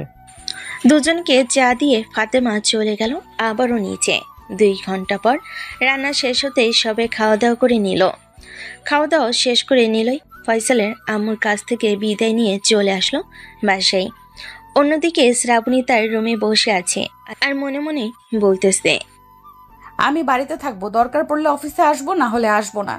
আচ্ছা, আমি কি টাকার কারণে সত্যি অনেক অহংকারী হয়ে গেছি? আমি যদি অহংকারী না হতাম তাহলে তো সবাই আমাকে ভালোবাসতো, সবাই আমার সাথে ভালোভাবে কথা বলতো। আব্বু আম্মু আমার সাথে ভালোভাবে কথা বলে না। আমি নিশ্চয়ই খারাপ হয়ে গেছি। আমাকে ভালো হতে হবে। কাল থেকে আমি অফিসে যাব, তবে সবার সাথে ভালো ব্যবহার করব, কিন্তু নিজের রাগ তো কন্ট্রোল করতে পারি না। এটাই হচ্ছে আসল কথা। এটা কিভাবে কন্ট্রোল করব? এসব ভাবতে ভাবতে শ্রাবণী ঘুমিয়ে দেশে পাড়ি জমালো। সন্ধ্যায় ঘুম থেকে উঠে ফ্রেশ হয়ে চলে আসলো নিচে। অন্যদিকে নিলয় বাড়িতে ফিরে তার আম্মুকে উদ্দেশ্য করে বলতে লাগলো, আম্মু, তুমি যে মেয়েটাকে দেখে এসেছিলে না, ওই মেয়েটা হচ্ছে আমার অফিসের বসের মেয়ে। খুব রাগী আর বদমেজাজি। বস বলেছে যে তাকে যদি আমি ঠিক করতে পারি তাহলে তার সাথে আমার বিয়ে দিয়ে দিবে। আমি আর কয়েকটা দিন পর তোমাদেরকে জানিয়ে দিব, যদি থাকে ঠিক করতে পারি তাহলে অবশ্যই তার সাথে আমার বিয়ে হবে। ঠিক আছে, যেটা তোর ভালো মনে হয় ওইটাই কর। নীলই রাতে খাওয়া দাওয়া করে চলে আসলো তার রুমে। ফ্রেশ হয়ে বসে আছে এমন সময় তার ফোনটা বেজে উঠল। তাকিয়ে দেখে অচেনা নাম্বার থেকে কল এসেছে। কলটা রিসিভ করতেই ওপাশ থেকে বলতে লাগলো, হ্যাঁ mister Niloy, I am really sorry. আসলে আমি আপনার সাথে অনেক খারাপ ব্যবহার করে ফেলেছি। আমি আর আপনার সাথে কখনো খারাপ ব্যবহার করব না। আর কালকে আপনি অফিসে এসে আমাকে কাজ বুঝিয়ে দিবেন কিভাবে কি করতে হয়। ঠিক আছে, কালকে বুঝিয়ে দিবনে আমি আপনাকে। তবে মাফ চাওয়ার পিছনে কি অন্য কোনো কারণ আছে নাকি? যদি অন্য কোনো কারণ থাকে তাহলে আমাকে আগে থেকে বলে দেন, আমি আপনাকে কোনো কিছুই বলবো না। না, এর পেছনে আর কিছু নেই। প্লিজ তুমি আমাকে মাফ করে দাও। আমি তোমার সাথে এসে প্রথম দিন থেকে খারাপ ব্যবহার করে এসেছি। ঠিক আছে, মাফ করে দিলাম। কালকে আপনি অফিসে আসবেন তাড়াতাড়ি। আমি কালকে আপনাকে কাজ বুঝিয়ে দিব। এই বলে নিলয় কলটা কেটে দিয়ে মনে মনে বলতে লাগলো, যাক, আল্লাহ তাআলা মেয়েটাকে বুদ্ধিশুদ্ধি দিয়েছে। অবশেষে তার মাথার ঘিলু খুলতে শুরু করেছে। না হলে তো সে কখনোই এভাবে আমাকে এত রাতে ফোন দিয়ে মাফ চাইতো না আমার কাছে। নিলয় আর কিছু না বলে ঘুমিয়ে এসে বাড়ি জমালো। পরের দিন সকালে ঘুম থেকে উঠে ফ্রেশ হয়ে খাওয়া দাওয়া করে চলে আসলো অফিসে। এসে দেখে শ্রাবণী আগে থেকেই এসে বসে আছে। শ্রাবণীকে দেখে নিলয় শ্রাবণীর কাছে এসে বলতে লাগলো, স্যার আপনাকে কিছু বলে দিয়েছে নাকি? আপনাদের হাতে তো ফাইল নেই, কি কাজ করব? স্যার তো আমাকে কিছুই বলে নাই। কালকে বলেছে যে শুধু দিয়ে যাবে, এরপর আর কিছুই জানি না। দুজন কথা বলতেছে। এমন সময় নয়ন চৌধুরী নিলয়ের সামনে এসে বলতে লাগলো, মিস্টার নিলয়, এই নেন, আপনার স্যার আপনাকে বলেছে এই ফাইলগুলো দেওয়ার জন্য। আর কাজ একটু তাড়াতাড়ি করে আমাদেরকে দিয়ে দিবেন, কিন্তু তাড়াতাড়ি করে আমাদেরকে দিয়ে দিলে আমরা পরবর্তী কাজ আবারও আপনাদেরকে দিতে পারি।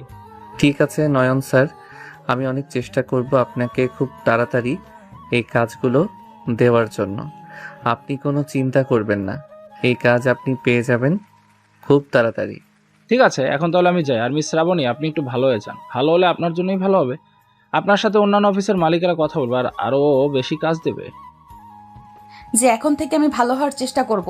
আপনারা এখন থেকে কাজ দিতে পারেন। আমি আর কখনো আপনাদের সাথে রাগী কণ্ঠে কথা বলবো না। নয়ন সাহেব চলে গেল অফিস থেকে। এদিকে নিলয় শ্রাবণী কেবিনে এসে শ্রাবণীর হাতে ফাইলগুলো দিয়ে চেয়ারে বসে সবকিছু বুঝিয়ে দিতে লাগলো। বেশ কিছুক্ষণ বোঝানোর পর শ্রাবণী বুঝে ফেল। এদিকে নিলয় শ্রাবণীর দিকে বেশ কিছুক্ষণ তাকিয়ে থাকার পর চলে আসলো কয়েকটা ফাইল নিয়ে তার কেবিনে। নিলয় কাজ করতেছে। এমন সময় মাহমুদ এসে নিলয়কে উদ্দেশ্য করে বলতে লাগলো, কি ব্যাপার নিলয় ভাইয়া, আপনাকে দেখলাম আজকে 11টা অবধি ম্যাডামের কেবিনে বসেছিলেন, এরপর আপনার কেবিনে এসেছেন। ম্যাডামের সাথে কিছু চলে নাকি আপনার? আরে কি যে বলো না আপু, তুমি ওনার সাথে আবার আমার কিছু চলবে? উনি এমনিতেই যে রাগী, আমি আবার কি করতে যাব? হ্যাঁ বুঝি, আমাদেরকে আর বোঝাতে হবে না, আমরা ফিটার খাই না। এখন এই ফাইলটা দেখেন তো, এই ফাইলের কাজটা কিভাবে করব আমি বুঝতে পারতেছি না। এই কাজগুলো উল্টো দিয়েছে নাকি সঠিকভাবে দিয়েছে এটাই বুঝতে পারতেছি না। আচ্ছা, তুমি তোমার কেবিনে যাও, আমি ফাইলটা ভালোভাবে ঠিক করে এরপর আমি তোমাকে দিয়ে আসব। 10 মিনিট সময় দাও। ঠিক আছে, আপনি ফাইলটা ঠিক করে এরপর আমাকে ডাক দিন, আমি চলে আসবো। ঠিক আছে, আমি তোমাকে ডাক দিব নে। এখন তাহলে তুমি যাও। মাহমুদা চলে যেতেই নিলয় ফাইলের কাগজগুলো একেবারে ঠিকঠাক করে 7 মিনিট পর মাহমুদার কেবিনে দিয়ে চলে আসলো আবারও তার কেবিনে। দুপুরে খাবার খাওয়ার জন্য নিলয় সবার সাথে ক্যান্টিনে যাইতেছে। এমন সময় মাহমুদা নিলয়কে উদ্দেশ্য করে বলতে লাগলো, নিলয় চলো আজকে বাহির থেকে খাবার খেয়ে আসি। খাবারের বিলটা না হয় আমিই দিব, যেহেতু তুমি আমাকে এত হেল্প করো, তাহলে আমি আজকে তোমাকে একটা ট্রিট দিই। না আপু, এখন যাওয়া যাবে না, কারণ আমি খাবার নিয়ে এসেছি বাড়ি থেকে। এখন যদি খাবার না খাই তাহলে খাবারগুলো নষ্ট হয়ে যাবে। আমি কালকে খাবার নিয়ে আসবো না। কালকে না হয় আমাকে ট্রিট দিবেন। ঠিক আছে, কালকে তোমাকে ট্রিট দেওয়া হবে। এখন তাহলে তুমি ক্যান্টিনে যাও, আমি খাবার নিয়ে আসতেছি বাইরে থেকে। ঠিক আছে, তাড়াতাড়ি আইসেন কিন্তু। আপনি আসলে এরপর খাওয়া দাওয়া শুরু করব দুইজন মিলে। মাহমুদা চলে যেতে নিলয় চলে আসলো ক্যান্টিনে। বেশ কিছুক্ষণ বসে থাকার পর মাহমুদা আসলো মাহমুদার সাথে। খাবার খাওয়া দাওয়া শেষ করে আবারও কাজে লেগে পড়ল। অন্যদিকে শ্রাবণী কাজ শেষ করে খাওয়া দাওয়া করে বসে আছে। এমন সময় তার কেবিনের ভিতর প্রবেশ করলো নিলয়। নিলয়কে দেখে শ্রাবণী বলতে লাগলো, কি ব্যাপার নিলয়, তুমি কিছু বলবে নাকি? হ্যাঁ, কয়েকটা ফাইল রেডি করা শেষ হয়ে গেছে। এখন আর কাজ করতে মন চাইতেছে না। বাকি কাজগুলো আমি কালকে করে ফেলবো। ঠিক আছে, কালকে সময় করে এরপর আপনি কাজগুলো শেষ করে ফেলবেন। আর আমি এখন বাসায় চলে যেতেছি, আজকে আর অফিসে আসবো না। আসতে আসতে একেবারে কালকে অফিসে আসবো। এই বলে শ্রাবণী চলে গেল বাসায়। অন্যদিকে নিলয় তার কাজ শেষ করে বিকেল 5টার দিকে বাড়িতে চলে আসলো। ফ্রেশ হয়ে হালকা পাতলা কিছু খেয়ে টিভি দেখতেছে। এমন সময় নিলয়ের ফোনটা বেজে উঠল। তাকিয়ে দেখে শ্রাবণীর আব্বু কল দিয়েছে। কলটা রিসিভ করতেই ও পাশ থেকে শ্রাবণীর আব্বু বলতে লাগলো, হ্যালো নিলয়, তুমি এখন কোথায় আছো? তুমি কি আমাদের বাসায় আসতে পারবে একটু? জি স্যার, আসতে পারবো। তবে হঠাৎ এত আর্জেন্ট যাওয়ার জন্য বলতেছেন যে? এমনিতে একটা প্রজেক্টের বিষয়ে আলোচনা করব তো, তাই। আর কি ফোন দিলাম তোমাকে যাতে তুমি চলে আসো। আমি তো এখন অসুস্থ, তাই আমি অফিসে যেতে পারলাম না। ঠিক আছে স্যার, আপনি চিন্তা করবেন না, আমি কিছুক্ষণের মধ্যে চলে আসতেছি। এই বলে নিলয় কলটা কেটে দিয়ে চলে আসলো শ্রাবণীদের বাড়িতে।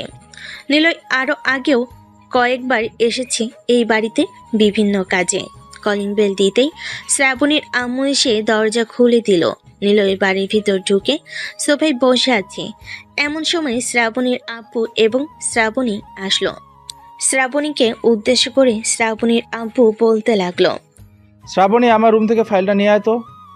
ঠিক আছে আব্বু, আমি যাইতেছি, তুমি বসো। শ্রাবণী চলে যেতেই শ্রাবণীর আব্বু বসে পড়ল নিলয়ের পাশে। বেশ কিছুক্ষণ কথাবার্তা বলার পর শ্রাবণী ফাইলটা নিয়ে চলে আসলো। তার আব্বুর হাতে দিয়ে দিতেই তার আব্বু নিলয়ের সাথে কথা বলতে লাগলো কাজের ব্যাপারে। দীর্ঘ কয়েক ঘন্টা বোঝানোর পর নিলয় তার বস এবং শ্রাবণীকে বুঝিয়ে দিল। আচ্ছা নিলয়, একটা কথা বলো তো আমাকে। তুমি এত ভালো কাজ পারো, তাহলে তো তুমি নিজে একটা অফিস খুলতে পারো। তুমি নিজে যদি একটা অফিস খুলো তাহলে তো তোমার অনেক টাকা ইনকাম হবে। স্যার, এত টাকা ইনকাম করে আমি কি করব বলেন তো? আল্লাহর রহমতে যতটুকু ইনকাম করতেছি তা দিয়েই আমার চলে যাবে। এর বেশি ইনকাম আমার দরকার নেই। নিলয় আরও কিছুক্ষণ কথা বলে চলে আসলো বাসায়। অন্যদিকে শ্রাবণীর আব্বু শ্রাবণীকে উদ্দেশ্য করে বলতে লাগলো, শ্রাবণী, আমি একটা সিদ্ধান্ত নিয়েছি। আমার সিদ্ধান্ত, নিলয়ের সাথে আমি তোর বিয়ে দিব। তোর কোনো আপত্তি নেই তো? মানে আব্বু, এসব তুমি কি বলতেছো? নিলয়ের সাথে আমি বিয়ে বসতে যাব কেন? সে একটা গরিব ঘরের ছেলে আর আমি বড়লোক পরিবারের মেয়ে। আমাকে বিয়ে করার জন্য বড় বড় বিজনেসম্যানের ছেলেরা আমার পেছনে ঘোরাফেরা করে, আর তুমি কিনা সাধারণ এই ছেলের সাথে বিয়ে দেওয়ার জন্য পাগল হয়ে গেছো? হ্যাঁ, আমি এই ছেলের সাথে বিয়ে দেওয়ার জন্য পাগল হয়ে গেছি। আমি যা সিদ্ধান্ত নিয়েছি তাই হবে। শ্রাবণীর আম্মু, তুমি তোমার মেয়েকে বুঝাও। সে যদি না বুঝে তাহলে বলো বাড়ি থেকে বের হয়ে যাওয়ার জন্য। এই বলে শ্রাবণীর আব্বু চলে গেল তার রুমে। অন্যদিকে শ্রাবণী তার রুমেও চলে এসে দরজাটা লাগিয়ে দিল। এদিকে নিলয় বাড়িতে এসে ফ্রেশ হয়ে রাতের খাবার খেয়ে ঘুমের দেশে পাড়ি জমালো। পরের দিন নিলয় অফিসে এসে দেখে শ্রাবণী বা শ্রাবণীর আব্বু কেউ আসে নাই। এটা দেখে নিলয় ম্যানেজার স্যারকে উদ্দেশ্য করে বলতে লাগলো, কি ব্যাপার স্যার, আজকে শ্রাবণী ম্যাডাম বা স্যার একজনও আসে নাই কেন? আমিও বলতে পারতেছি না। শ্রাবণী ম্যাডামকে কল দিয়েছিলাম, উনি তো কল ধরলই না। বসকে ফোন দিয়েছিলাম, বস হয়তো ঘুমোচ্ছে, কারণ অসুস্থ তো উনি। এটার জন্য ওনার ঘুমের প্রয়োজন বেশি। আচ্ছা, তুমি তোমার কাজ করো গিয়ে। ওরা আসলে আসবে, না আসলে পরে আমি ফাইলগুলো বাসায় নিয়ে দিয়ে আসবো। ঠিক আছে স্যার। নিলয় কাজ করতেছে। এমন সময় তার কেবিনের ভিতর প্রবেশ করলো মানসুরা। মানসুরা হচ্ছে এই অফিসের নতুন একজন কর্মী। নিলয় মানসুরাকে দেখে বলতে লাগলো, আরে মিস মানসুরা, আপনি আমার কাছে চলে এসেছেন। কিছু হেল্প লাগবে নাকি আপনার? লাগলে বলতে পারেন। হ্যাঁ ভাইয়া, একটা হেল্প লাগতো। আমি এই প্রজেক্টের কাজ বুঝতেছি না, আর এইখানে একটু গড়মিল করে ফেলেছি। এখন যদি বস এই প্রজেক্টটা দেখে তাহলে তো আমাকে চাকরি থেকে বের করে দিবে। আচ্ছা, আপনি ফাইলটা দেন তো আমার কাছে, আমি একবার দেখে এরপরে আপনাকে জানাচ্ছি কি ভুল হয়েছে। মানসুরা নিলয়কে ফাইল দিয়ে দিতে নিলয় ফাইলটা দেখে মনে মনে বলতে লাগলো, হায় আল্লাহ, ফাইলের এই অবস্থা করা হয়েছে। এখন নতুনভাবে কাজ করতে গেলেও তো 4 থেকে 5 দিন সময় লাগবে এটা।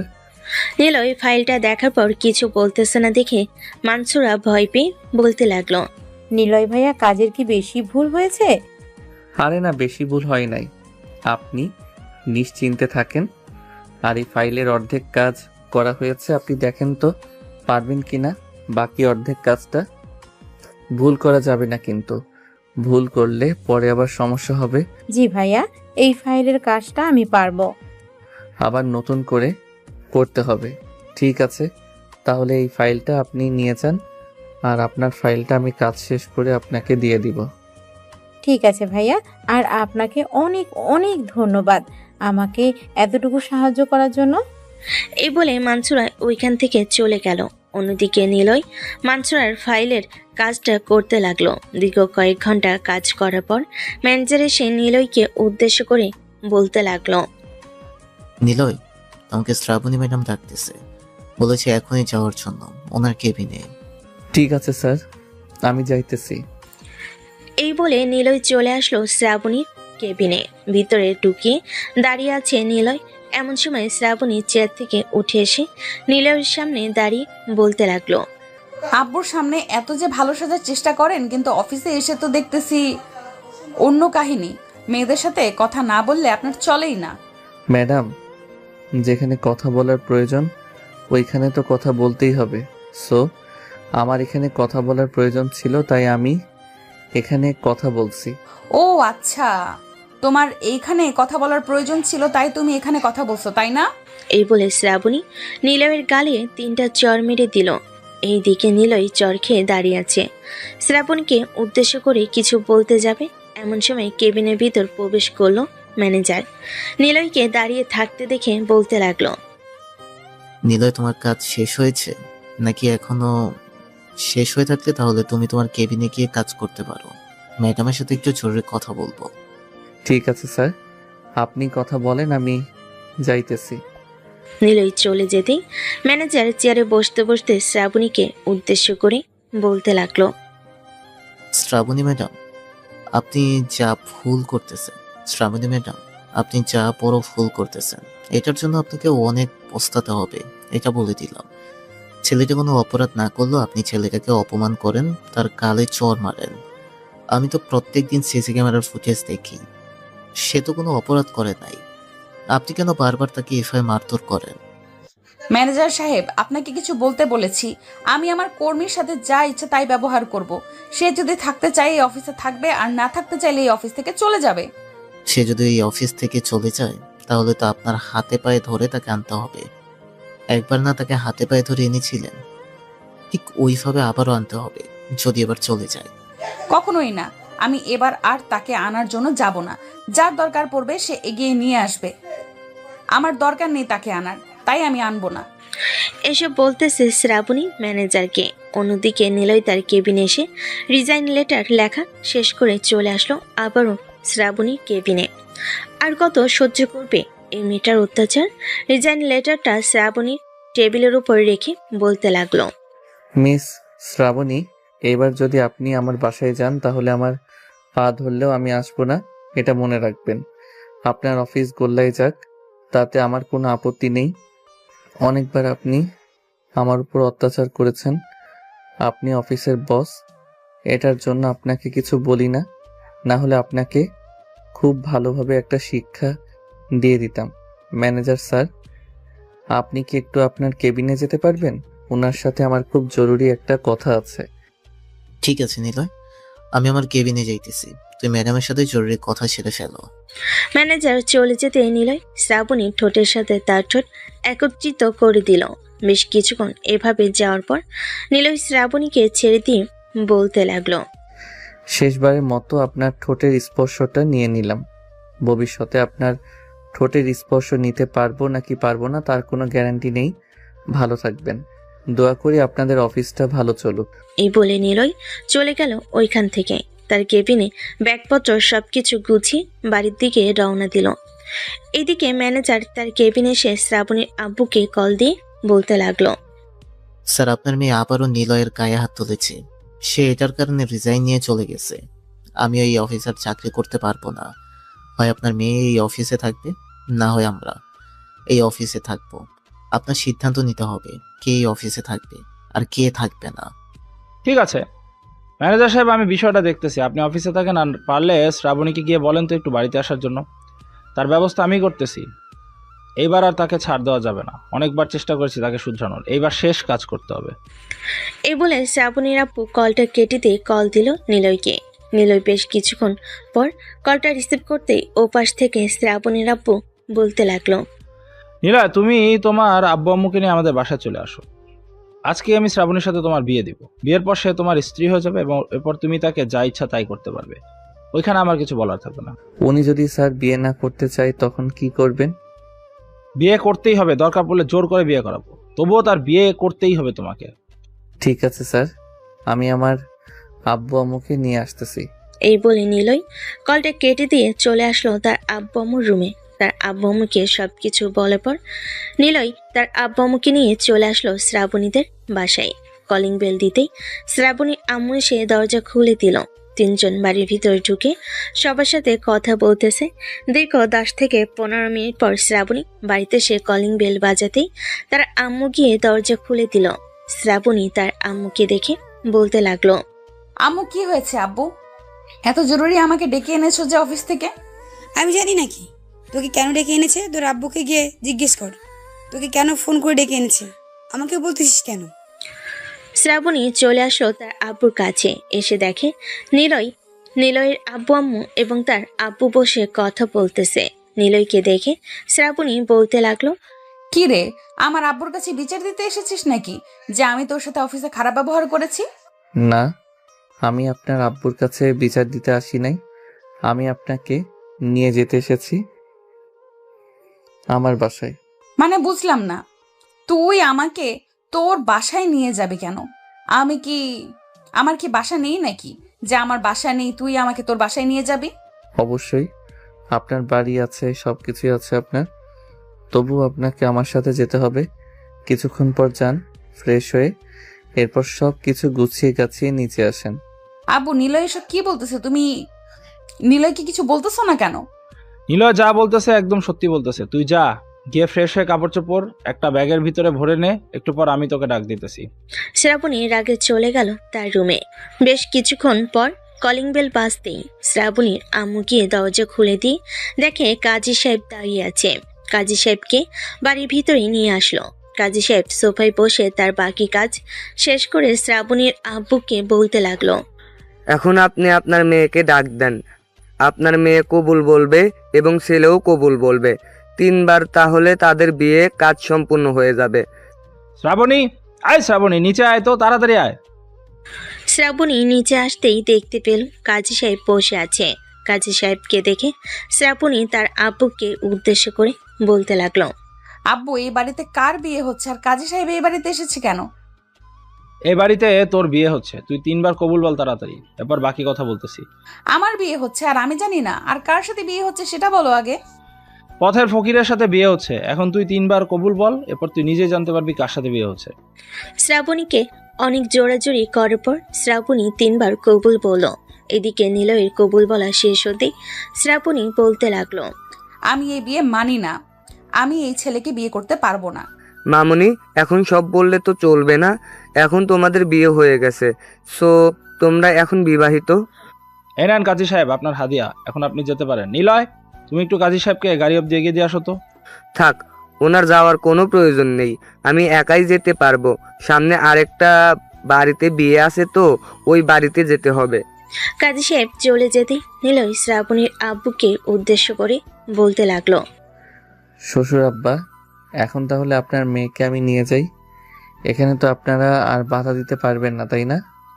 না, এখন যেহেতু তোমাদের বিয়ে হয়ে গেছে, সো এখানে আমরা বাধা দিব কেন? তুমি তোমার বউকে নিয়ে যেতে পারো। তুমি তোমার বউকে কোথায় রাখবে, কিভাবে রাখবে, এসব আমাদের জানার দরকার নেই। আমরা শুধু জানি তার সাথে তোমার বিয়ে হয়েছে, এটা তোমার অধিকার তাকে নিয়ে যাওয়ার। মিসেস শ্রাবণী, চলেন এখন আমার সাথে। আজকে আপনার শরীরের যত তেল আছে সবকিছু মজিয়ে ছাড়বো আমি। এতদিন তো অফিসের বস ছিলেন, সো এতদিন আপনাকে কিছু করতে পারি নাই। আজকে বাসায় নিয়ে যাই, এরপর আপনি দেখতে পারবেন আপনাকে কি করি। এই বলে নিলয় শ্রাবণীকে টানতে টানতে নিয়ে চলে আসলো গাড়িতে। শ্রাবণী চিৎকার করে বলছে, আমি যাব না তোর সাথে, বেয়াদব ছেলে। তুই আমাকে ছাড় বলতেছি, না হলে কিন্তু আমি পুলিশের কাছে ফোন দিব। তখন পুলিশ এসে তোকে ধরে নিয়ে যাবে। পুলিশ আমাকে ধরে নিয়ে যাবে না, পুলিশ উল্টা আপনাকে আমার বাসায় দিয়ে আসবে। আমি আপনার সাথে এখন জোরাজোরি করতে চাইতেছি না, শেষবারের মতো বলে দিতেছি, চুপচাপ গাড়িতে উঠে বসেন, না হলে কিন্তু আমি আমার কাজ শুরু করে দিব এখানে। নিলয়ের রাগী গলার স্বর আর চোখগুলো লাল হয়ে থাকার কারণে শ্রাবণী ভয় পেয়ে উঠে পড়ল গাড়িতে। বেশ কিছুক্ষণ পর নিলয়ের আব্বু আম্মু আসতেই নিলয় গাড়িটা স্টার্ট দিয়ে চলে আসলো বাসায়। নিলয়ের আম্মু দরজা খুলে দিতেই নিলয় শ্রাবণীকে কোলে তুলে নিয়ে চলে আসলো তার রুমে। এখন রাত 8টা। নিলয় শ্রাবণীকে উদ্দেশ্য করে বলতে লাগলো, এই বাড়ি থেকে পালানোর একদম চেষ্টা করবেন না, আর পালাতেও পারবেন না। চুপচাপ এখানে বসেন, আমি আপনার জন্য খাবার নিয়ে আসতেছি। খাবার খাওয়ার পর আমি আমার কাজ শুরু করব। যেভাবে আপনি প্রত্যেকবার আমাকে মেরেছিলেন, ওইভাবে আমি আপনাকে মারব। এই বলে নিলয় চলে আসলো নিচে, খাবার নিয়ে আবার চলে আসলো উপরে। শ্রাবণীর সামনে বসে শ্রাবণীকে খাইয়ে দিতে যাবে, এমন সময় শ্রাবণী বলতে লাগলো, আমি খাবো না তোর হাতে, তুই যা ইচ্ছা তাই করতে পারিস। ঠাস ঠাস ঠাস। শ্রাবণীর গালে ঠাস ঠাস করে 3টা চড় মেরে দিয়ে মুখ টিপে খাবার খাইয়ে দিতে লাগলো। এদিকে শ্রাবণী কান্না করতেছে আর খাবার খাইতেছে। এটা দেখে নিলয় বলতে লাগলো, আগে যদি খাবার খেয়ে নিতি তাহলে তো আর মারতাম না, এখন মারলাম। কান্না কর যত পারিস, আর তাড়াতাড়ি খাবার খা, আমি আমার কাজ শুরু করব। এই বলে নিলয় খাবার খাইয়ে দিয়ে সে নিজেও খাবার খেয়ে চলে আসলো রুমে। বেশ কিছুক্ষণ রেস্ট করার পর নিলয় আস্তে আস্তে শ্রাবণীর দিকে এগিয়ে আসতে লাগলো। শ্রাবণী কাছে এসে শ্রাবণীর ঠোঁটের সাথে তার ঠোঁট একত্রিত করে দিল। এদিকে শ্রাবণী নিলয়ের বুকে কিলঘুষি মারতেছে। বেশ কিছুক্ষণ এভাবে যাওয়ার পর নিলয় শ্রাবণীকে ছেড়ে দিয়ে বলতে লাগলো, আজকে তোর শরীরে যত তেল আছে সব তেল আমি বের করে ছাড়বো, দেখি তোর শরীরে কত তেল আছে। এই বলে নিলয় শ্রাবণীর জামাটা ধরে এক টান দিয়ে খুলে ফেল। শ্রাবণী 2 হাতে তার শরীর ঢাকার চেষ্টা করতেছে, কিন্তু ঢাকতে পারলো না। প্লিজ নিলয়, আমাকে এবারের মতো মাফ করে দাও। আমি আমার ভুল বুঝতে পারছি, প্লিজ আমাকে ছেড়ে দাও। আমি আর পারতেছি না বললে তো হবে না, পারতেই হবে। আজকে তোর শরীরের যত তেল এবং যত রাগ আছে সব মিটিয়ে দিব আমি। এই বলে নিলয় তার কাজ করতে লাগলো। এদিকে শ্রাবণী ব্যথার জ্বালায় কান্না করতেছে। নিলয় শ্রাবণীর দিকে একবারও খেয়াল করতেছে না। খেয়াল করে কি করবে? শ্রাবণী যেমন করেছে নিলয় তার সাথে তেমন করেছে।